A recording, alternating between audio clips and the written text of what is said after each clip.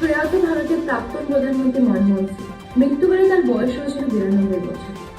মনমোহন সিংয়ের প্রয়াণে শোক প্রকাশ প্রধানমন্ত্রী নরেন্দ্র মোদী। প্রাক্তন প্রধানমন্ত্রীর প্রয়াণে শোকস্তব্ধ অমিত শাহ, মমতা বন্দ্যোপাধ্যায় সহ দেশের সকল শাসক বিরোধী রাজনীতিবিদরা। প্রাক্তন প্রধানমন্ত্রী মনমোহন সিংয়ের মৃত্যুতে আগামী 26শে ডিসেম্বর থেকে 1 জানুয়ারি পর্যন্ত 7 দিনে রাষ্ট্রীয় শোক পালনের ঘোষণা করবে।